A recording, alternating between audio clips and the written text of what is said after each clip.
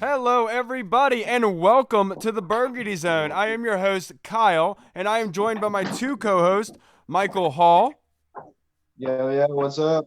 and Michael Reed. You can't even tell that I'm walking right now, and I feel like it's reversed, and I'm like moving in weird ways. Right. Sup? Today is an exciting episode. Last night we saw the Redskins go ahead and draft Chase Young. It finally happened, everybody. The 99 jersey, you can go ahead and go buy it. You don't have to worry anymore. I am so excited about this pick. Before we get into the rest of the draft, one thing I wanted to talk about was the NFL altogether. I think they pulled in like 16.5 million viewers last night. Did you guys see that? Yeah, that makes sense. Everybody's quarantined. What else are we gonna do? This is Right. like the first actual sporting event to happen. It's true. Yeah, exactly. Sorry, everybody. Well, this is going to be kind of a chill episode for us. I'm drinking a beer. It's Friday. It's 5 o'clock, almost 5 o'clock. It's 4:30, and the second round, third round is tonight of the draft. And so this is when it really gets fun because we could see Trent Williams being moved. We could see the Redskins maybe trading up into the second round, or getting extra picks in the third round or in the fourth. I'm really excited about tonight. But first, what was your guys' biggest takeaways from last night's draft? Look at that. It picks up my door. My refrigerator door. Of course, obviously, I loved it. There was a little bit there where Josina Anderson tweeted something out about how she was like, so they're expected to take Chase Young at number 2. This is like 15 minutes before the draft. And she was like, but don't rule out Isaiah Simmons, who Ron Rivera also loves. And I was like, bitch, why would you say that? Now you're getting me all nervous. Right. But then once it happened, I felt good. I was ready. I was pumped. I'm sure that they turned in that card as fast as possible, even though the timer was still going down. And I can't wait. Can't wait for what? For Chase Young. Oh, yeah, I'm sorry. I was waiting for something else there. Nothing. Oh, yeah, no, I was You wondering. got Like, muted. I thought you got muted. I was like, Yeah, I was like, you guys didn't even continue talking. What's going on? Oh, yeah. No, go ahead. Sorry, I was just gonna elaborate.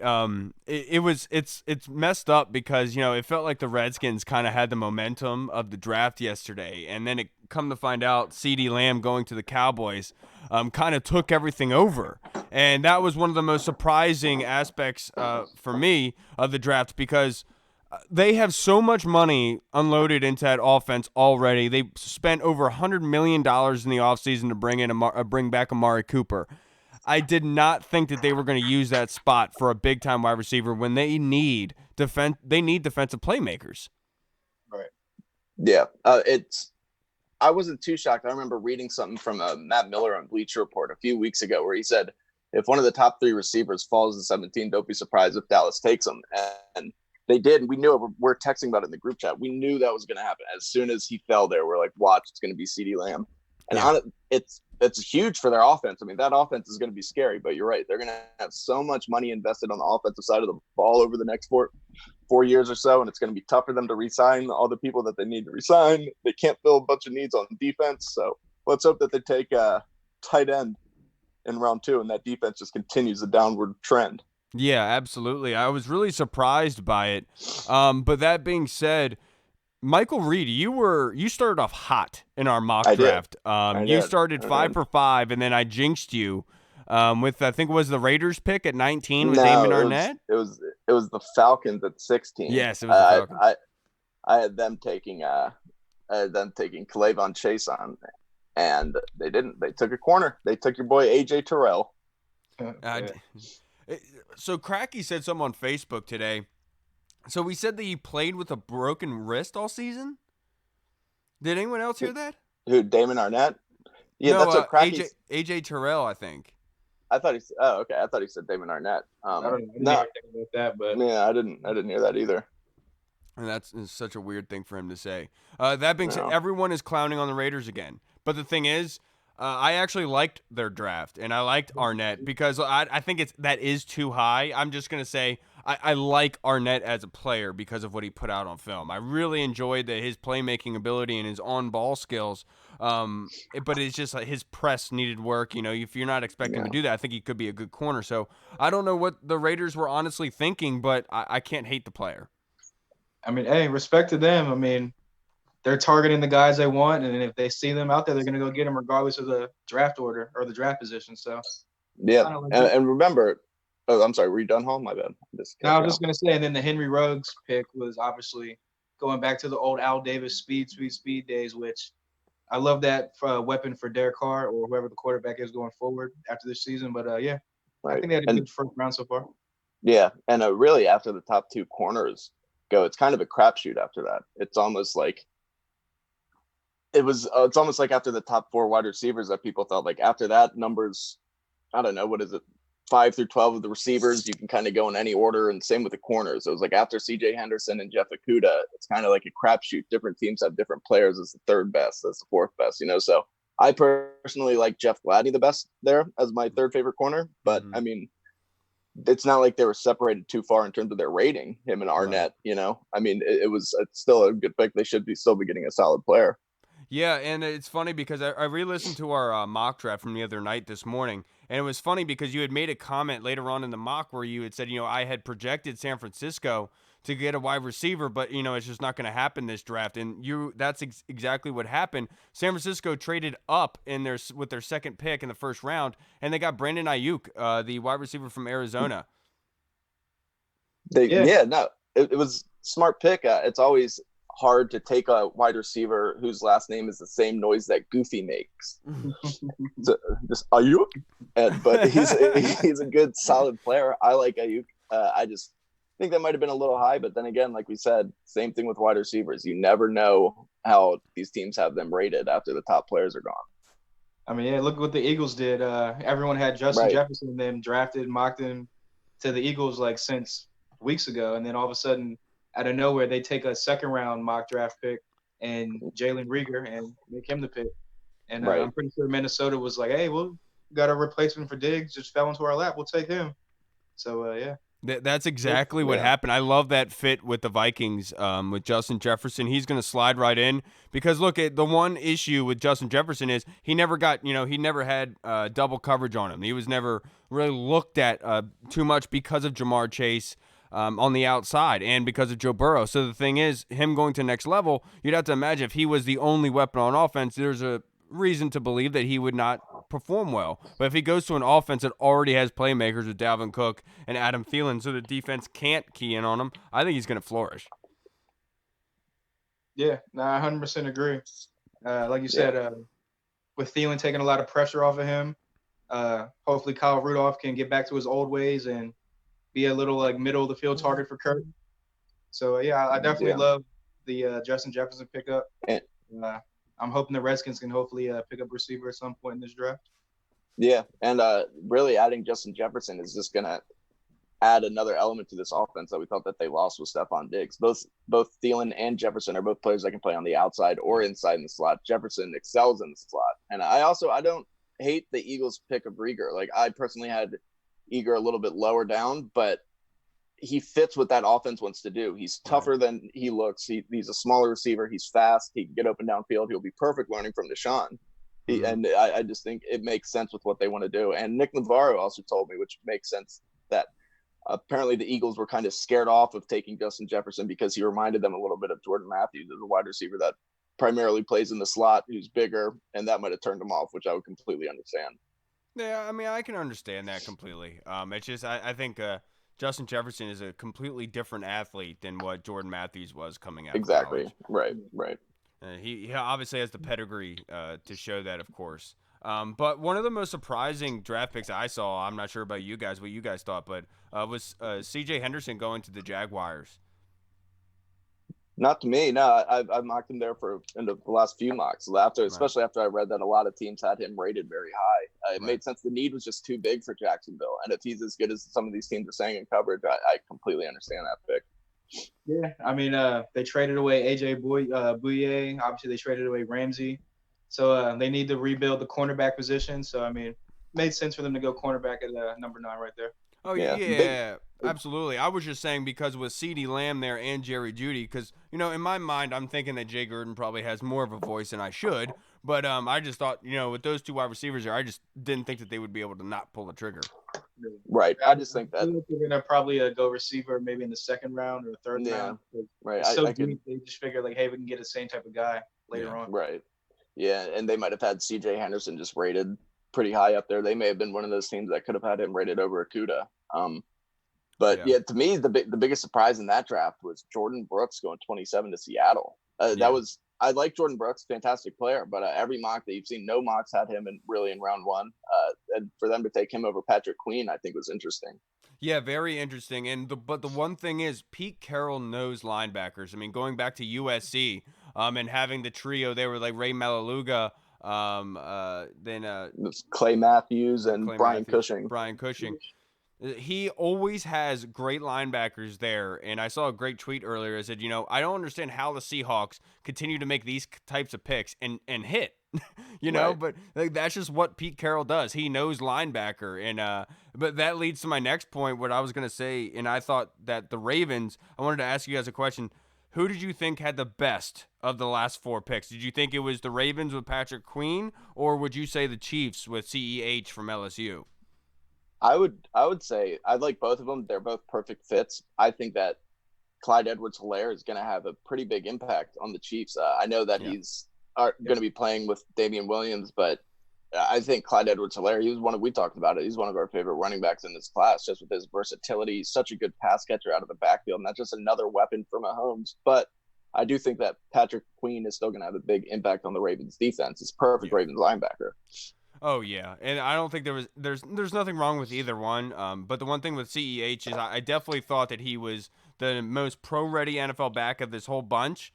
He can step right in, and he can be able to help Patrick Mahomes. And what we learned from Andy Reid with Kareem Hunt, he does not mind pulling the floor out from under somebody just because to make the football team better. So I think that getting him there, I think he's going to be a very good fantasy player for other people, maybe a flyer mid to late rounds that people could go get, and he could be a starter by mid-season. Yeah, I agree. Yeah, you mentioned Kareem Hunt. I think that they're going to use him exactly like Andy Reid used Kareem Hunt when he was with the Chiefs. And he's another one of those guys, Edwards-Helaire, where I never knew anything about him. Saw him for the first time last year against Alabama, and the dude was just like running like a wrecking ball, bouncing off people. He was split out wide, running like fly routes, catching passes, running crossing routes. And I was just like blown away. I was like, wow, it kind of reminded me of the first time I watched Alvin Kamara. It was ironically against Alabama, and the dude was literally just like carrying Tennessee by himself against Alabama. And I was just like, that dude's going to be a problem in the league. And I feel the same way about Clyde Edwards-Helaire. He's going to be a problem in the league. Yeah, he's got the complete package. He's got everything that he needs to be able to do well at the next level. And look, Andy Reid, I go back to Chris Bernard, a fellow drunkie, who used to say all the time, Andy Reid's running backs generally are top 5 in fantasy. That's just what happens, and he knows running backs. And so whenever he has one, make sure you put a lot of stock into it. And for them to take one at 32, I mean, it goes to show what he thought of CEH. Right. He didn't want to sit around and wait. That's how much they wanted him.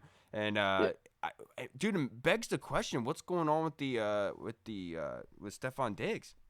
Yeah, I mean, not Stephon Diggs. Sorry, DeAndre Swift. Sorry.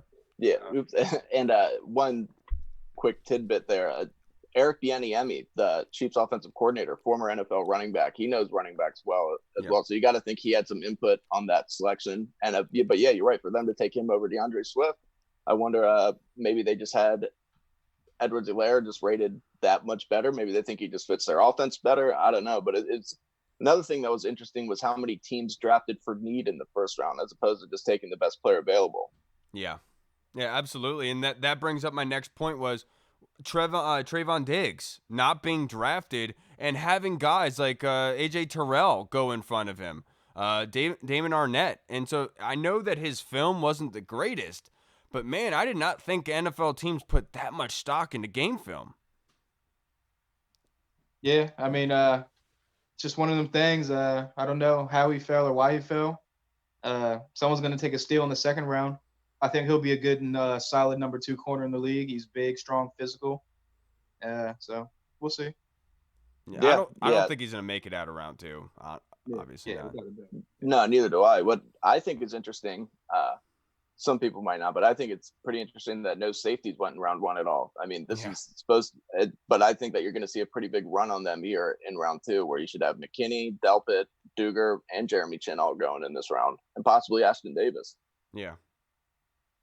Yep, I agree. You're absolutely right. And look, I saw some like people already giving out draft grades for teams. I saw they gave us an A-. You know, and it's like, why? And the explanation was because of Tua or something, and it was just like, oh my god, dude, what? No. Yeah, you gotta take that with a grain of salt. It depends on what writer made that, because I also saw in Bleacher Report we got an A+. So it's right. So I mean, like, that's just. I think that's just stupid at this point. Why are you even giving grades? I mean, it just right. I will say it's funny. The biggest trolls for the entire draft have been the Miami Dolphins. For the last month, it's been, wait a minute, they might be taking Herbert. They like Herbert better. People within the organization said that they like Herbert, and they ended up, it was Tua all along, just like it's been called since the end of last season that they're going to get Tua Tagovailoa. So it's interesting. It's funny. Yeah. And then another. Sorry, Mike. Oh, yeah. Another thing that I thought was interesting about the Dolphins is them taking Austin Jackson over Josh Jones, and that Josh Jones is still not off the board. Yeah, and that's very surprising to say the least. This draft has been really like off the charts in a way. I mean, I know there wasn't that many trades. The first time in history that not that many trades had gone, through like 13 picks or something like that? Yeah, something like that, until the 49ers and the Bucks swap. Yeah, which was a really weird trade.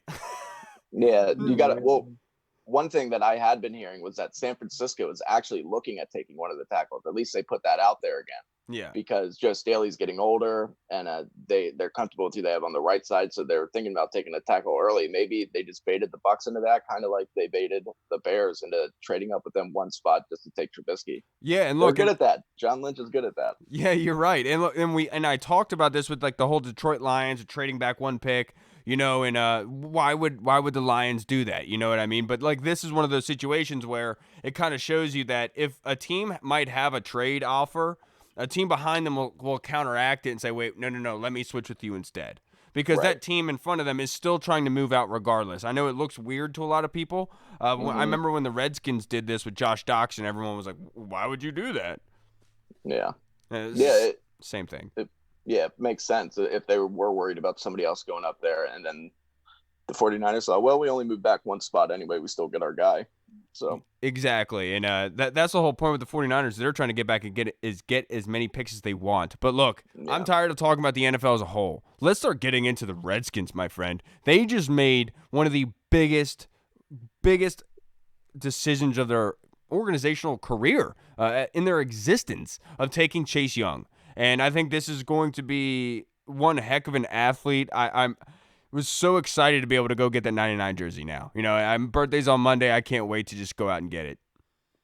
Yeah, I agree. Like I said before, I think he's going to be perennial Pro Bowler. I think within 2 to 3 years of being here, he'll be defensive MVP candidate. I do think he's going to be defensive rookie of the year next year. He's just going to be a game wrecker. And like you said, as you can see the jerseys in the background, I got the Sean T. I got the old school Robert Griffin III from his rookie year, because why would I get one any other year? But yeah, I'm usually like a receivers or like a DBs kind of like, or a wide receivers jersey kind of guy. First time ever, I'm going to get a lineman's jersey, and I'm going to be psyched about it. Yeah, and I actually made a comment to the Redskins social media lady this morning, Stasia, that, you know, she's doing a good job, because you think about last year, you know, the fan base was in turmoil. You know, it was really deprived of any energy, of any pride, I guess you could say. I don't know. But the fact is, they were down. And now, you know, I'm actually back to wanting to buy a jersey. You know, I see Redskins fans all over Twitter getting ready to go buy a jersey, getting hyped again. And in 1 year, it almost seems like a complete 180 in a way, because it just seems like this fan base is re-energized. And that was just by getting rid of Bruce Allen and bringing in Ron Rivera. You know what they should do? They should bring back the RG3 picture with Barack Obama that said hope and shit. They should replace it with Chase Young, because he legitimately is giving the fan base and the franchise hope again. They should replace it, only have Chase Young shaking Donald Trump's hand and just tremendous under it. Just tremendous. Yeah. And the one thing I wanted to say, oh man, I lost my train of thought. It's because I'm drinking. It's okay. No, my Chase God. Young, I was getting into it a little bit today on Facebook with somebody who was saying that it wasn't that good of a pick because Chase Young doesn't perform in big games and he didn't show up in any of the big games. And I was that's just wrong. I mean, against Wisconsin, the first game against Wisconsin, he had 4 sacks. It was Skip Bayless who said that. The game against Penn State, he had 3 sacks. And then the reason that he didn't have sacks against Michigan and Wisconsin and Clemson is because they completely game planned around him. Those are the only 3 games this season he didn't have sacks. It's because they completely tried to take him out of the game plan. They double teamed him. They triple teamed him at times. They ran plays away from him. They did everything that they could so he couldn't wreck that game. And that allowed his teammates to feed. That allowed them to do better. And that's what you're going to get with him. He doesn't always have to show up in the stat sheet just for him to be effective. Right. And the one thing that I take away from that, and I think it was Skip Bayless who said that, Reed, but the one thing I take away I was getting into it with somebody on Facebook about it. Yeah. But I was going to say, it's really short-sighted to think that way about Chase Young. You know, because when you think about it and you go back and you actually watch the film and you actually watch the football game break down and Chase Young has responsibilities, you can see his thirst. You can see his ambition on full display. When he's getting double team, triple team, he's still working to try to get inside the play. He's still working hard to get to the ball carrier, even though they're doing everything possible to not allow him near the play. And that's the difference making for me, is that it's short-sighted to look at it as if he didn't do anything. But look at him while he's being constricted by 2 to 3 guys at a time. He's working his ass off. That's the difference. A lot of guys that get their ass kicked all the time do not work hard, and that is what Chase Young is doing. Right, and he's still getting quarterback hurries. He's still getting quarterback hits in those games. So, I mean, that right there is just impressive. He's being on a defensive line with the talent that our defensive line already has. You take away Chase Young and you do everything you can to take him away. You have Montez Sweat on the other side. You have Ryan Kerrigan who can be there. You have Jonathan Allen, Matt Ioannidis, Deron Payne. I mean, it's going to be – you can't just double one of these guys. Yeah, and that's actually what I was going to say earlier when I lost my train of thought. It's like not only is it like just Chase Young bringing hope, but it's the combination of what we already have here and bringing in Chase Young. Knowing that even though Chase Young could get doubled and triple teamed and giving one-on-ones to Deron Payne and Jonathan Allen and Matt Ioannidis, my goodness, that's going to be easy money for them. And just that alone, I think, is what brings it out to make it so special because it's just such a perfect fit. And it's going to reap so many benefits. I can't wait. Yeah, I mean, I know, trust me, I'm blown about CeeDee Lamb going to the Cowboys because I think he can honestly come in and become that number 1 target for Dak just instantly. But with a good pass rush and no time in the pocket, you can't really get the ball to your receivers. So I'm hoping that'll be the case with Chase Young and the rest of the front. Right. Look, and I'll sit here and be honest with you. Look, does it suck that the Cowboys got CeeDee Lamb? Yeah, I'm not worried about it. It's a run team. Dak needs play action. He absolutely needs play action. If they don't stabilize the running game, the wide receivers don't matter. When Dak has to throw for the game to be won, it doesn't happen. They need Zeke in the game plan. So look, I'm glad you guys have CeeDee Lamb. I'm glad you have all that money piled up for you all this year. But after that, I think it's going to be short-lived. I don't think this is going to be a Cowboys team that's going to exist for very long, and I think things are going to start rolling off very, very soon the way that it's being run. Right. Yeah, I think that CeeDee Lamb offers them great flexibility with their receivers. I mean, having Amari Cooper, CeeDee Lamb, and Michael Gallup, those, especially Cooper and Lamb, they're guys who they can move all over and take advantage of matchups. But you're right. I do think that down the road, that this is going to create a pretty big problem for Dallas when they can't resign some of their linebackers or they can't resign another one of these receivers or whatever happens if they give too much money to Dak or when they do. And it's going to really cause some problems. And you used to see that with Indianapolis back in the day, and they had Peyton Manning. And I mean but they could never afford their defense. But that was Peyton Manning. Dak's not Peyton Manning. Yeah. So it's gonna be interesting to see what happens with them over the next few years. Yeah, and oh my goodness, I lost my train of thought again, dude. What is going on today? But the thing is, I wanted to make a point in saying, look, they went best player available. You know, you can't hate them for that. I mean, if Makes sense. The Redskins did the same thing sitting at 16 with John Allen. So I can't sit here and say, why? Things like this happen. It's just, I don't think it really reaps that many benefits for them. You know, I think something is going to happen here. They're going to need defense, and they're going to have to re-sign guys, and they're having to make some really tough decisions because everyone has slowly forgotten that the reason why the Dallas Cowboys were so good for the many stretch of the mid-2010s was because of their offensive line. And now that they're not going to be able to pay for that offensive line, they're going to start losing some of that dominance in the front seven. And that's when you're going to start seeing things hit a hold. And that's what I see happening. They're getting too, I guess they're getting too flashy on the outside. They should be a mauling type of, I'm gonna beat your head in type of offensive line. I don't think this identity is going to do well for them. Right, and like my friend Devin Facone said, I mean, what happens when they get an injury on the defensive side of the ball? They need depth, and they need some more players over on the defensive side of the ball. So it's going to be very tough for them, I think, if they do get struck by the injury bug, especially on that side of the ball. They don't really have much depth. They have some good players on defense, but they don't have much depth. Dude, so I made that's what happens when Jerry Jones calls all the scouts and says, "Leave me alone. Don't call me. Don't bother me." Yeah. No, you guys take the night off. I'm going to be running this show. So I made a post today about Chase Young, on Facebook, or last night, and this Cowboys fan comments on there. This man had the balls to talk about. Wait till you see what Randy Gregory does this year, bro. Are you for real? Son, you still talking about Randy Gregory? Well, no, I can maybe see Alden Smith because he's all got his mind and body back in shape and everything. But bro, Randy Gregory, he might be right though. They're not going to suspend players for smoking weed anymore, so maybe he will get more playing time. Will he do anything with that? In that case, bring back Justin Blackman. Jeez, right. That's a dumb comment. I'm just going to say it. That was a stupid thing to say. It's yeah, man. I mean, if you want to point out that the Redskins always screwing stuff up, I get it. But dude, do not try to solidify your argument by bringing up. Wait till you see what Randy Gregory does. I mean, I can't wait to see what his 1.5 sack and 2 tackles does for him this year. Exactly. He's going to make the Pro Bowl. I can't wait to see him not do anything next year. You're absolutely right. Wait till you guys see what Josh Doctson does for us. You're not kidding. All right, so let's with the Redskins here at the 66th pick as of right now. Where do you guys want them to go? Because I'm sitting here thinking I want them to go wide receiver. Reed, I know you want them to go tight end, but I really don't think that Troutman and Kmet are going to be able to escape the second round. I think they're good and done from there. But sitting at the 66th pick, I think they go wide receiver.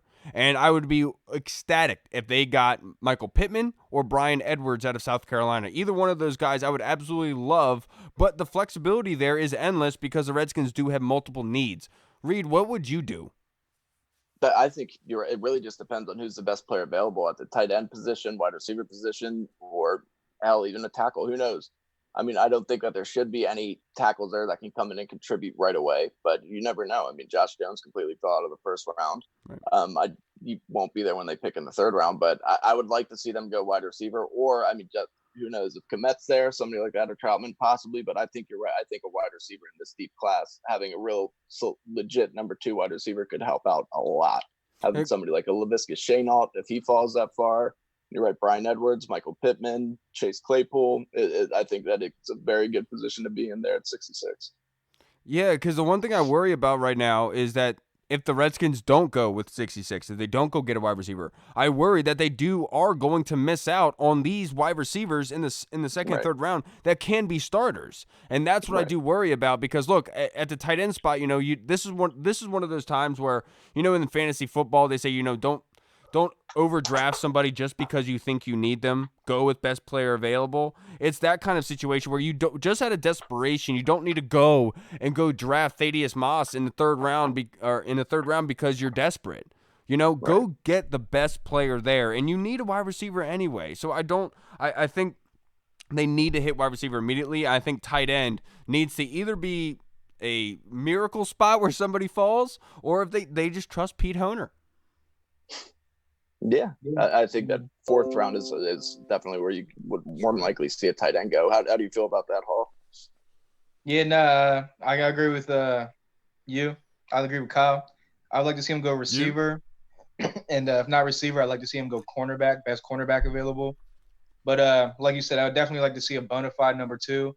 Kelvin Harmon's a great rotational number two kind of receiver, but like they said before going into the season, they want to get that bona fide number two receiver to go with Terry McLaurin on the outside.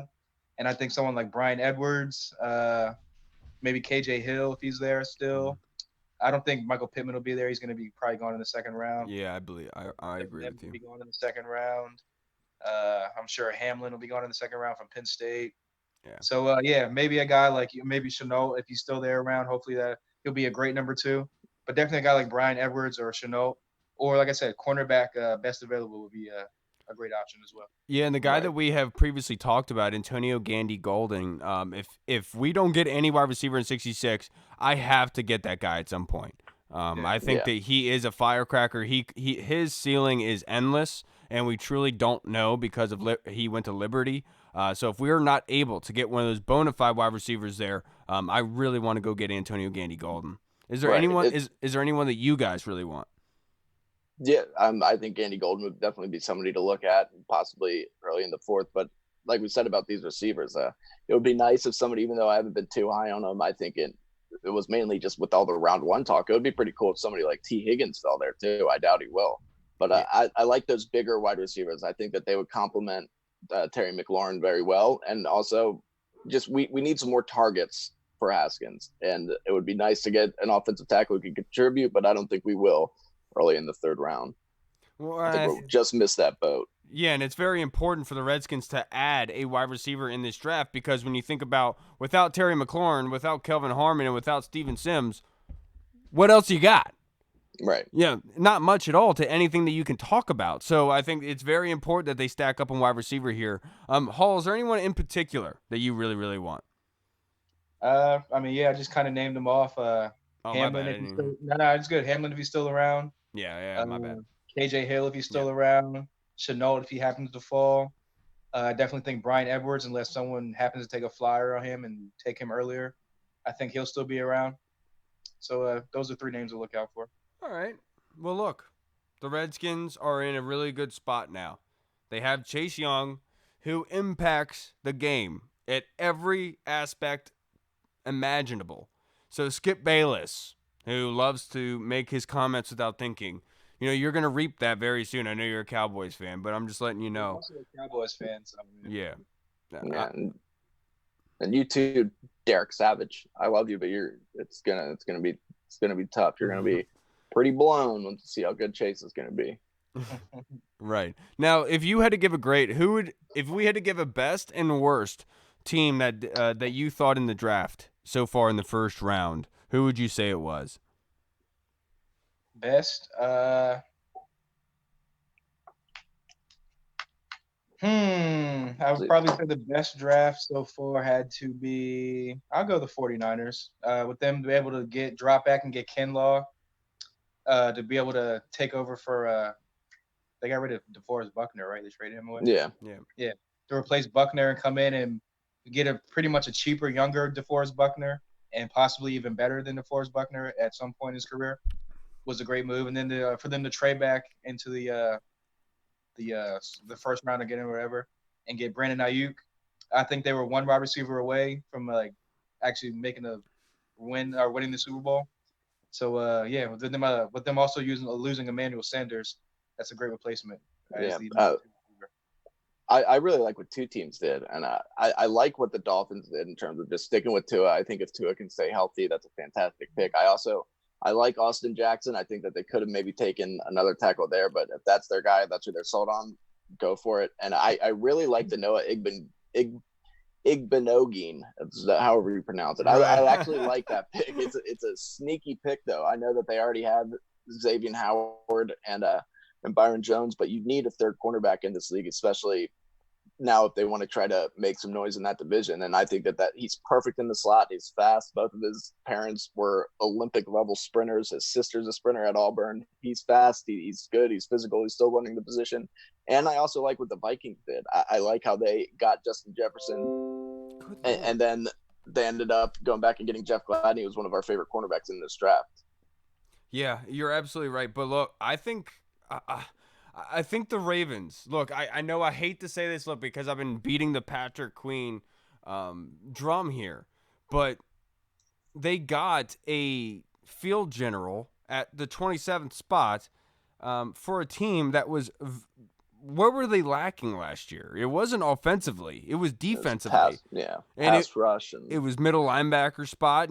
They were missing guys, and I think this is going to be one of those picks that projects them maybe closer to the Super Bowl this year. And I think they took the correct step. They didn't take the sexy pick by any stretch, but they took the right one, and I think they did the right way because they always do, and I think that they crushed it. But that being said, Miami did. And Miami did a great job. And what everyone's not realizing is Miami was very heavy in free agency. They loaded up a bunch in free agency. They spent a bunch of money, and then they go out and get the rookie quarterback. They then, with their second pick in the first round, they go get the offensive tackle to protect that quarterback. I absolutely love their mindset and their game plan for the way that they're structuring their organization, because I think this is going to reap a lot of benefits for them because they're doing it the correct way, in my opinion. Yeah. Right. Yeah. I really like what Miami did, and they still have a bunch of picks here on day 2 as well. So they're going to load up, and they could still use another tackle. Who knows? Maybe they double up there. They could use a lot. They could still use one of these safeties. I mean, they can do a lot of things, and I think Miami should be a much improved football team next year. Yeah, I can see them going running back on today in the second or third round. Right, they need a running back too. Maybe a J.K. Dobbins, Jonathan Taylor, maybe even Zach Moss in the third round. I think DeAndre Swift. I don't think he's going to go very far. Right, he could. Yeah, I forgot definitely be there too. Yeah, I forgot DeAndre Swift was on the board, but yeah, because I think our one of our buddies that we went to that we know pretty well, Dennis Swift. DeAndre Swift is his cousin. And right now, Dennis lives down in Florida, so I'm not sure if that's where DeAndre's family is too, or if they're up in Georgia. I'm not 100% sure. But look, I think that it's one of those things that just makes sense for me. You know, when I was watching DeAndre Swift, it just felt like one of those picks where it was gonna be like one of Miami's, extra picks that they had, that where they're like, all right, I need a weapon, let's get DeAndre Swift. And it just felt like a good pick to me. And hopefully that comes today for him, because I'm rooting for the guy. I know Dennis was kind of mad about them taking CEH, but the fact is, dude, CEH was just better for the pro level. That's all it is. Right. Yeah. He fits what Kansas City was trying to do more, I think. And let's be real, he is going to still be splitting time with Damian Williams. So I think DeAndre Swift is going to go somewhere and take over that number 1 role immediately and be successful. Yeah, I agree. You're absolutely right. I don't believe in Jonathan Taylor, to be perfectly honest with you. Neither do I. But that's just me. I'm not big on Jonathan Taylor. I've talked about it 3 times already on this. 18 fumbles the last 3 years. No. Right. Outside of Melvin Gordon, like Wisconsin running backs are known to just rack up the yards and stuff like that in college because they run the ball 75% of the game. Right. So I mean, once they get to the pros, they kind of fizzle out, don't do anything because all the hits and all the blows they've taken over the years. The only one that really has panned out is Melvin Gordon, and as you can see, he's injury prone all the time anyway too. So right. Let me ask you guys a question. What did you guys watch the draft on last night? NFL Network. You did too? Yeah. Did you guys notice Trey Wingo? Yeah. So, he was terrible. Dude, he looks so much older now, dude. I'm not sure. Yeah. I'm not sure when the last time I saw Trey Wingo, but when I saw him, I was like, oh my God, I'm looking at a grandpa. That's not what I was used to seeing. It's weird. I'm getting old, man. Did you guys catch when Roger Goodell fucked up? But there was a couple times. Dude, yeah. Did you see my tweet about that? There was the one time when he went to we was talking about Las Vegas, and he was like, I'm sorry that we couldn't be there in 2020, but don't fret. We're going to have the 2020 draft in Las Vegas. And I was like, which draft? What are we doing here? What are you talking about? We're in the 2020 draft. And then when he tipped the pick, the Miami pick, the Austin Jackson, we got good news for Tua here. It's like yeah. He was trying to pump up the fans. He does that before the pick, and he was like, you guys should be happy. We got great news for Tua. Tua's going to be happy. Oh my goodness! It was like that. Of course, that's an offensive tackle. Well, come on, dude. He also had one more thing, and something that I noticed because all right, so what everyone says is Roger Goodell, is the judge, the jury, and the executioner. He's a big evil guy, and the NFL's coming out saying no, he's not.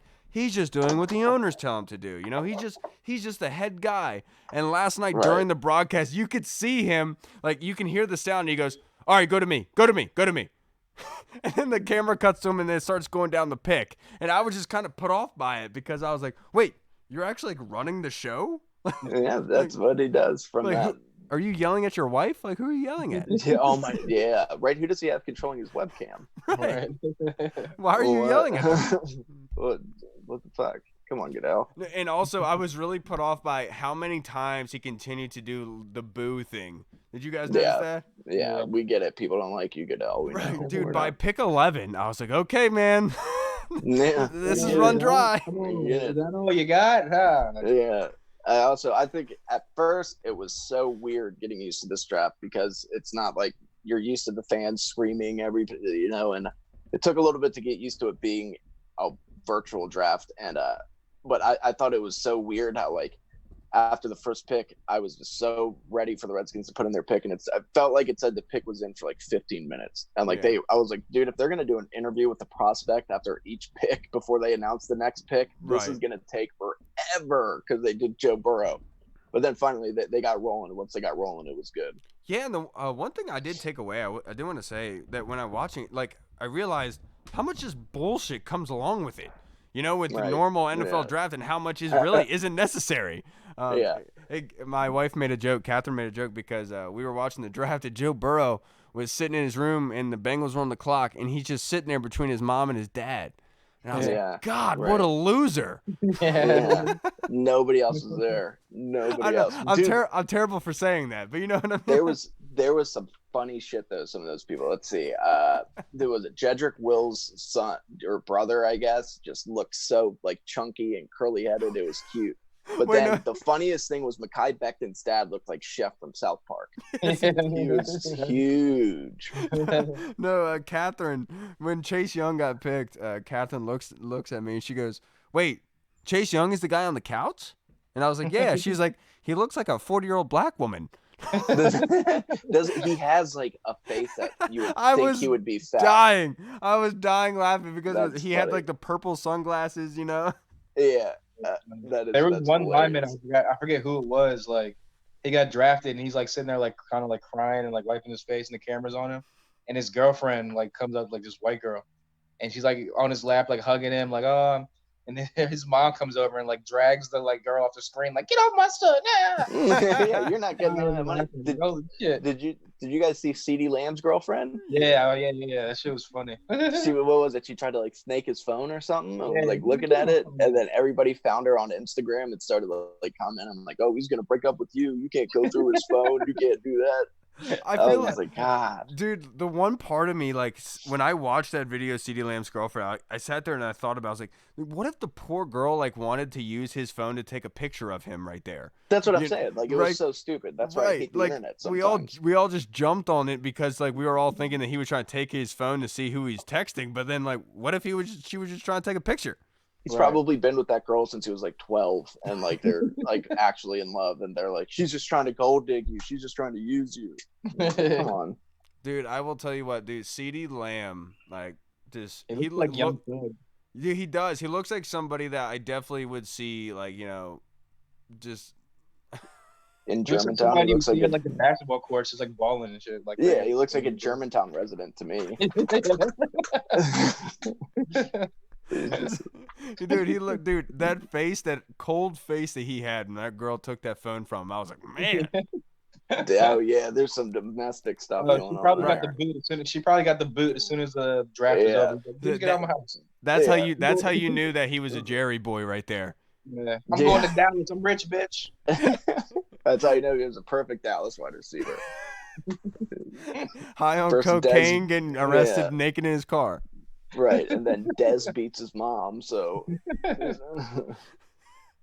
he did beat his mom. He did. That did happen. That happened. Remember when during the draft, when Dez was drafted, when an NFL executive was like asking him questions and was like, "So what did your dad do?" And he was like, "Oh, my dad was a pimp." And he was like, "Well, what did your mom do?" And he was like, "Oh, she worked for my dad." And he was like, the guy was like, Jeff Ireland was like, so he was like, "So your mom's a hooker?" And he was like, "What the fuck did you say? What did you say about my mom?" It was like, I'm just following the context clues here, dude. I don't know why you're mad at me.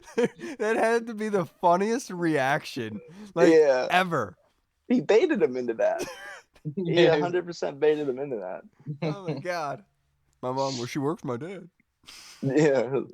That's hilarious. Oh man. Oh, but what a good night that was. I couldn't watch all of it. Unfortunately, so I couldn't watch all of the hysteria, but I think the ESPN NFL, I think they all did a really good job. I enjoyed the draft last night, given the circumstances. I thought it was really well done, and I enjoyed it. I didn't get to see Wale though. Did you guys get to see Wale? I didn't join the Redskins draft party because I didn't care enough. Yeah, I was too like that. Like we talked about, the Wale news is just like, oh, cool. Okay, I'm just gonna watch it on the TV though. Right. You're not gonna get more viewers. Yeah, that was my thing. That's why I was like, I was kind of confused about the whole thing altogether. Like, because I was like, is ESPN like holding the draft? Like, why would we do that? Yeah, right. I don't want to run it on my MacBook. Just sit here and I don't know. I don't want to hate, man. Wale's cool. The Redskins are fine. No, yeah, you're cool, Wale. You're super cool. It's just like, okay. I don't know. There's nothing special about you. So I was all cool with Wale. I was fine with Wale, like with his sports picks and all of his Redskins Nation, everything. I loved all of it until that man showed up for the celebrity basketball game. And I saw that man try to shoot a basketball one time. And I was like, oh my God. You know what's crazy? He played for the Quincy Orchard basketball team. So that just tells you how skinny they were back in the day. Right. I was about to say that explains a lot. He was it was like, Wale. It made me think to myself, is like, the one guy that's representing Germantown goes and makes it. He goes and airballs it, and he shoots like he has Asperger's. And he's been talking this whole time like he knows a lot about sports and stuff. It's like, right, dude, you just lost all credibility in 3 seconds. Like you just your follow through just gave you away. Right. Oh man, God, good times. All right, but everyone, I appreciate you for stopping by. This rounds 2 and 3 are tonight. I can't wait to be able to watch that. We are going to have episodes for you guys tomorrow and Saturday. So we're going to be going over every round of the draft. So make sure you tune in. Tomorrow is Saturday, Kyle. Oh man. Quarantine life. Dude. No, man, I've been working so much. It's been I just lost track of it. You're Mr. Essential. Yeah, it's true. I am essential. We essential cook. Essential Achia cook. Both of you guys. That's not cool. Hey Mo. All right, everyone. Well, thank you so much for tuning in. I'm Kyle. I'm Mike. And I'm gay. No, I'm Mike. What if that was how I did Reed, one time a show, Reed has to get the jab in there. Yeah. All right, everyone. What if that was how it came out? It's on our podcast, what Eminem did in the interview. Yeah, that was so. Yeah, I was leaving little breadcrumb trails of gayness. Who is Hector? It's such a good bit in the movie. All right, so everyone. Funny. Thank you so much for tuning in. We'll see you guys tomorrow. Like and share our page on Facebook, iTunes, and Instagram, Twitter. Thank you guys. Or take it sleazy. Redskins football. Woo! Please get Brian Edwards. Somebody. Audio